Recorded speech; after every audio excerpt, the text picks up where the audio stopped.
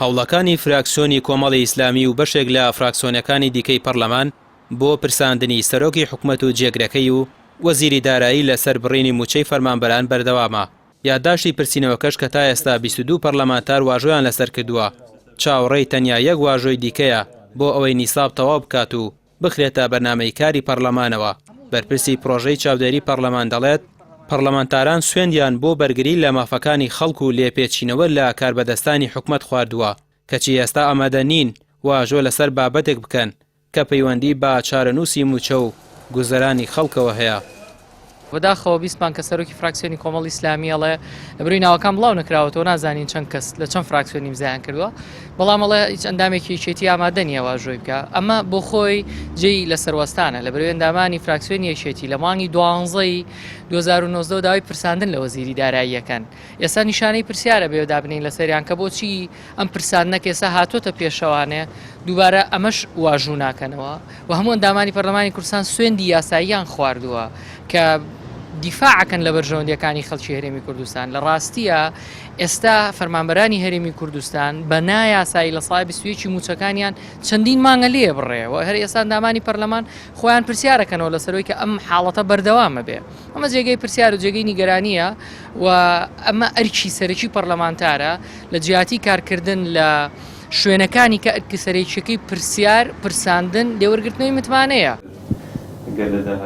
پەرلەمانتارێکی پێشووی کوردستانیش دەڵێت حیزبە دەسەڵاتدارەکان کارێکیان کردووە شکۆ بۆ پەرلەمان نەماوە و بە ئامانج کراوەتە دامەزراوەیەکی بێدەسەڵات.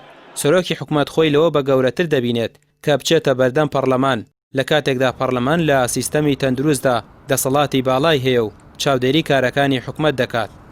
هەموو دنیا و ئەو پەرلەمانتارە بە ڕێزانە شەزانن سەرۆکی حکومت هەرگیز بێزی نایەتەوە بێتە بەردەم پەرلەمان، هەرگیز ینی پەرلەمانێک لەلایەن سەرۆکی حکومەتەوە تەعین کرابێ، پەرلەمان و پەرلەمانتارێک بە تەزویر هاتبێت، پەرلەمان و پەرلەمانتارێک نوێنەرایەتی خواست و پێداویستەکانی شەقام نەکات، کارێکی نامەعقولە تۆ داوای ئەوەی لێ بکەی کە سەرۆکی حکومەتەکە بانگ بکات و وەزیرەکە بانگ بکات و لێپرسینەوەی لەگەڵا بکات و سزای بدات.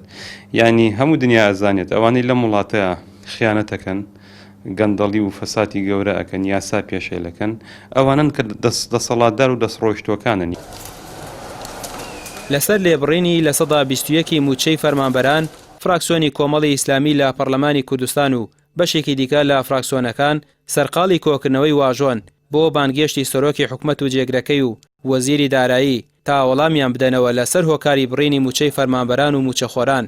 بەشێک لە چاودێرانی سیاسی و شارەزا لە کاروباری پەرلەمان دەڵێن سەرۆکی حکومەت و جێگرەکەی لە چی دەترسن لە کاتێکدا ئەگەر پرسی لێسەنەوەی متمانەش بێتە پێش ئەوانە واژۆی 50 کۆیەکی پەرلەمانتارانیان هەیە و لەو ڕۆژەوە گرفتیان بۆ دروست نابێت بابێت و وەڵامی هەزاران هەوڵاتی بدەنەوە کە بە زۆرەملێ 2/121 موچەکانیان لێ بڕاوە لە کاتێکدا بڕیار بوو لێبڕینەکە تەنیا بۆ 1 مانگ بێت.